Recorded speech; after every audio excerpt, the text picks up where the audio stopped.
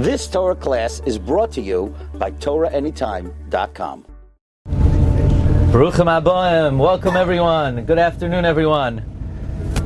Thank you for joining our trip this year. It's Be'ezus Hashem. It's going to be an amazing trip. It's really a great zechus to have the opportunity to travel through this country, which is one of the foundations of the Messiah of our Torah. So many great Gedolim lived here, and of course, it's also a country that is soaked in our blood. But we're going to begin, and the learning that we do today is dedicated to Lila Nishmas, Avraham Moshe ben Ephraim Avigdor Menachem Berger. Today is his yahrzeit. Neshama Shem Aliyah. He should be a Me'os Yosher for his whole family, for all his descendants, for Besuras Tova, Simchas Hanachas, Ad Bias Goel Tzedek. So when we talk about Poland, it's hard for us to capture and identify what exactly is Poland, because we know that it's a country that has been partitioned so many times throughout history, and its first partition was in 1772, but we're going to speak about Poland today in its identity before its first partition. And before its first partition, Poland included part of Russia, Ukraine, even Vilna, and Poland was an empire, and that's how we're going to refer to it as. The first well-known Talmid Chacham who made Poland his residence was Rav Moshe Mintz in the year 1415 to 1485. But let me begin by telling you something that the Ramah would say, something he spoke about on his deathbed. You know, the Ramah observed the fact that as Spanish Jewry was on the decline in the end of the 15th century in 1492, the Ramah observed that was when Poland was developing as the epicenter of Torah Jewry. Poland was the crowning jewel of Torah Jewry, but that only developed as the Spanish community in Spain and Portugal was on the decline. And the Ramah observed that the Rebbeinu Shalom always pays the way, like Alman Li Yisrael, and as one tzaddik passes, even before that another one is being groomed. As one community wanes, Hashem is already developing another one. The Ramah saw the development of Polish Jewry as the way of hashgacha, allowing Klal Yisrael to have continuity. As Spanish Jewry declined, that is when Polish Jewry began to develop. In fact, the Ramah on his deathbed, he made notice of the fact that he heard recently of the passing of the Arizal, and then the Ramah himself was passing on, and the Ramah had a student named Rav David Gans, who he encouraged to learn astronomy, and David Gans was in touch with one of the great astronomers of the time, Tycho Brahe, and they had just discovered a new star in the heavens. The name of the star was Nova, and the Ramah hoped and he prayed that the discovery of the new star was a portend that Hashem was bringing new tzaddikim to the world and new gedolim to the world at the same time that the Arizal and himself were passing away. Now, contrary to what many people think, and I want to thank Mayor Glatstein on the camera. Thank you, Mayor. Contrary to what many people think, that Polish Jewry was always fraught with massacre and murder, actually, the Jews in Poland had a very good situation compared to Jewry everywhere else in the world. We enjoyed relative prosperity and peace. Obviously, there are notable exceptions, the Gzeros of Tach V'Tat, and then World War I and World War II. Now, it's very interesting. Have you ever heard of the expression, the Vad Arba Aratzos? The Vad Arba Aratzos. It's a term that people throw around, but if you actually stop someone and say, what are the Arba Aratzos? You will never find anybody who could identify what the Arba Aratzos are, which four countries. So Poland constituted and comprised the Arba Aratzos. What were they? Originally, only 3 regions belonged to the Arba Aratzos. Number 1, Greater Poland, which was Poznan. That's where Rabbi Akiva Eiger lived. Number 2, Lesser Poland. Krakow is called Lesser Poland. Then you had Red Russia, that's Eastern Galicia. And originally it was called the Vad Shalosh Aratzos. Then they joined, Vilna and Lithuania joined, and even when Lithuania seceded, nevertheless this term always remained the Vad Arba Aratzos. This was a powerful union, we could call it, of that the Rabbanim and the Askonim and the Roshei Hakal had, because the government of Poland trusted them and entrusted them in running the various kihilais.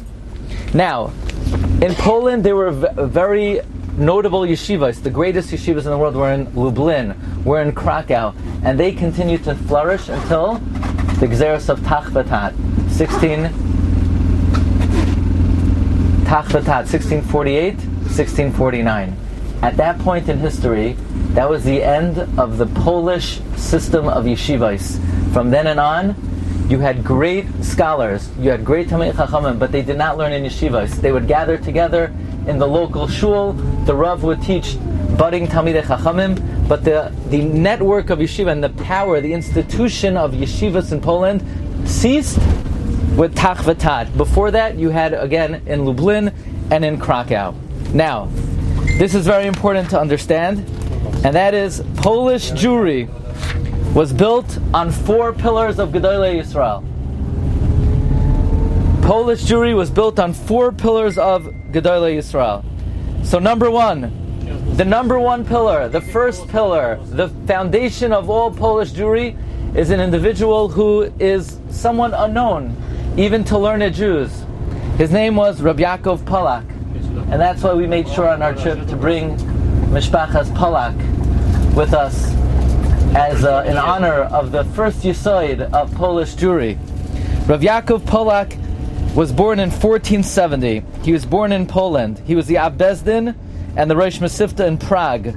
But a dispute arose there, and he had to leave Prague, and in 1492 he became the Rosh Yeshiva of Krakow. I did not realize until this moment, if you were to ask, in what year was Poland established as a Talmudic center?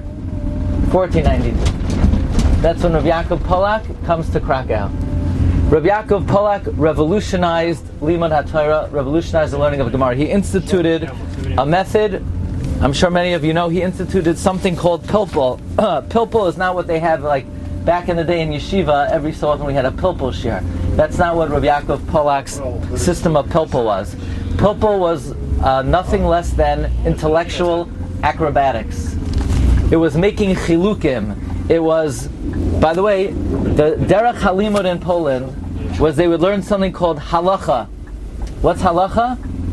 In Amud a day, Gemara, Rashi, Tosfos. That was the Messiah in Poland.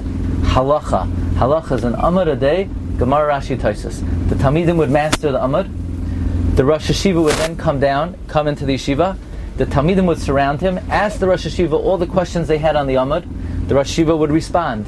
Then the Rosh Yeshiva would tell the Talmidim his questions on the Amud and his answers. But what Rabbi Yaakov Pollak did was he would take different Gemaras and see if 2 random Gemaras were consistent with each other. He would make chilukim, differentiations, chakiros, not asuke shmaitza liba de hilchasa, not to get to the halachic conclusion, but to sharpen the minds of the students. And this was a very controversial method of learning. The Maharal was vehemently opposed to this method called pilpul, but it's surprising, someone who advocated for this system was none other than the greatest posek of Ashkenazic Jewry. The Ramah himself was an advocate of the system of pilpul. So the first pillar of Polish Jewry is Rabbi Yaakov Pollak. Under his reign, Krakow becomes a tremendously learned city. Even simple people could not help but be influenced by the greatness of Talmudic knowledge in the city of Krakow. So now it's very interesting.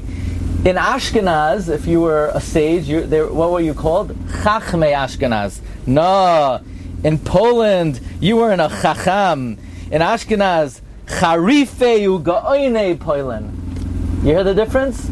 You see, in Ashkenaz it was a matter of knowing the material. So you were a chacham, not in Poland. Poland, they were sharp like a tack. In Poland, you were a charif, you were a goin. It's a different, that terminology captures the difference in the Talmudic process. Rabbi Yaakov Pollak passes away in 1530. Rabbi Yaakov Pollak, which Svarim did he write? Rabbi Yaakov Pollak did not write any Svarim.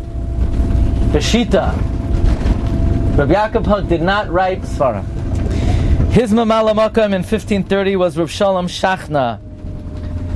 The Ramah comes to learn from Rav Shalom Shachna. By the way, if you look in the Ramah's edition of his Shas, in the Gemara in Sanhedrin, when it talks about who's Mashiach, the Ramah wrote, Mashiach, Rav Shalom Shachna, Shenemar, L'shichnoi Sidrashu, Uvasa Shama. Well, apparently Rav Shalom Shachna liked that, because he then gave the Ramah his daughter to marry. So, anyway, I'm going to tell you, in our generation, there's something called the shidduch crisis. In Poland, there was no shidduch crisis. It was unheard of for any girl ever to reach 18 without being married. It never happened. It never happened. There were no single girls in Poland for hundreds of years. Ever. And they had a system. And we're going to learn about that system. Whether we could adopt that system, lots of luck. Okay. Now, Rav Shalom Shachna was a student of Rav Yaakov Pollak, and all the Gedolim in Poland were students of Rav Shalom Shachna. Again, Rav Shalom Shachna is the second pillar of Polish Jewry. For example, the Masas Binyamin, the Ramah, they're all students of Rav Shalom Shachna. And the Ramah writes in the Tshuvas, in Siman Chaf Hey, he said, I asked my Rebbe, why don't you write Svarim? And Rav Shalom Shachna says, look, Mibnei Roiv An V'Sanusa, because of his great humility, he felt that he doesn't want anybody to have to rely on his psak. I would imagine there was something more than that, and that is, in Poland they held, and this is found in the writings of the brother Maral of Prague, who did not agree with the Ramah writing Piskei Halacha. In Poland they held that you can't ask someone a shaila. In America, they have something called a hotline. So if you have a shaila, you call up the hotline, and you speak to some rabbi, you never met him, you don't know him from Adam, he doesn't know you from Adam, or from Eve, and he gives you a psak. In Poland, we held, there's no such thing as asking a shaila. Are you Jewish? Is your mother Jewish? You have a Jewish name? So open up the Gemara, learn the Rashi, learn the Tosfos, learn the Sugya. You're the only one who knows the factors of your situation. What are you, such an Am Ha'aretz Gamor that you can't figure out a halacha? This was the opinion of Rabbeinu Chaim, the brother of the Maral of Prague, and he had a very big problem with Ramah codifying halacha. So I would imagine that Rav Shalom Shachna did not codify halacha because to be a vibrant Jew, you have to have independent knowledge of the halacha. In any event, Rav Shalom Shachna did not write any svarim. His yeshiva was in Krakow. Then you had Rav Kalman of Ramaiza, who was Marbitz Torah in Lvov for 42 years. And the fourth pillar of Polish Jewry was Rav Moshe Mintz. Rav Moshe Mintz was born in Mainz. He learned from his father, and then he learned from Rav Yaakov Weil. These friends were the four pillars of Polish Jewry. Number one, Rav Yaakov Pollak. Number two, Rav Shalom Shachna, father-in-law of the Ramah. Number three, Rav Kalman of Ramaiza, who lived in Lvov. And number four, Rav Moshe Mintz. From these four Gedolim, Poland became the epicenter of Torah Jewry in the entire world.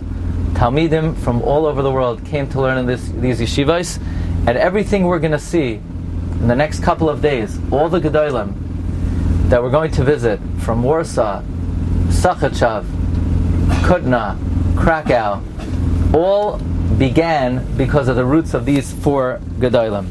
Soon we're going to learn about the 6 pillars of ideology that Polish Jewry was built on. Thank you very much.